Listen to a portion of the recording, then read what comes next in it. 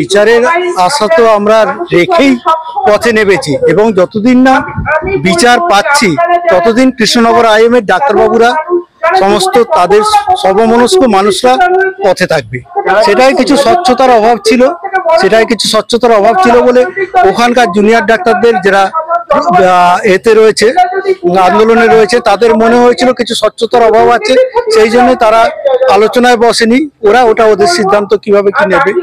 আমাদের রাজ্যে রোগী মারা গেলে কোনো তদন্ত ছাড়াই একটা রোগী মারা যায়, গাফিলতির যদি কারণ থাকতো সেটা সাধারণত একটা বোর্ড ঠিক করে যে এটা গাফিলতি আছে না রোগীটা আগে থেকেই এতটাই খারাপ ছিল যে মারা যাবে, সেইটা না করেই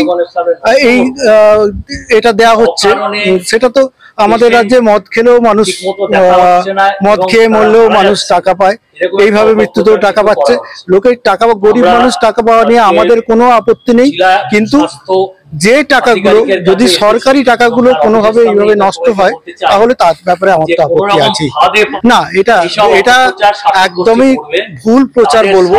আমি ওনার প্রতি সম্মান দেখিয়েই বলবো, আমাদের বিগত বছরগুলোর স্ট্যাটিস্টিক্স দেখলে দেখা যাবে যে এর চেয়ে বেশি মানুষ এই সময়তে মারা গেছে।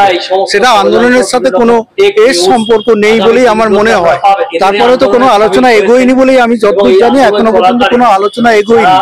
বসবে, এরকম যাতায়াত হবে, যতক্ষণ না কোনো সমাধান সূত্র বেরোচ্ছে ততক্ষণ চলতে থাকবে। এবং আমাদের দাবিটা আপনাকে বুঝতে হবে যে আমাদের দাবিটা কিন্তু অন্যরকম। আমাদের দাবিটা হচ্ছে নির্যাতিতার যে খুন এবং ধর্ষণের পূর্ণাঙ্গ তদন্ত এবং তার কঠিনতম শাস্তি। এটার জন্য কিন্তু আমরা রাস্তায় নেমেছি আজকে, এবং তার সাথে সর্বস্তরের মহিলাদের কর্মক্ষেত্রের সুরক্ষা এবং ডাক্তারদের সুরক্ষা, এই নিয়ে আমাদের পথে নামা।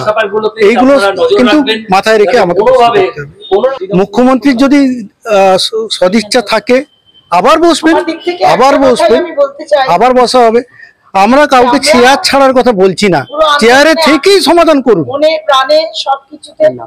ডক্টর অনির্বাণ জানা, আমি কৃষ্ণনগর আইএমএস শাখার সেক্রেটারি। আমরা ওই পথসভা এবং একটা সুপারিনটেন্ডেন্ট স্যারের কাছে একটা ডেপুটেশন দেবো। সেই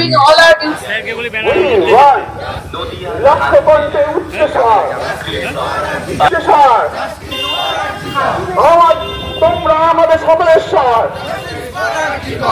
তোমরা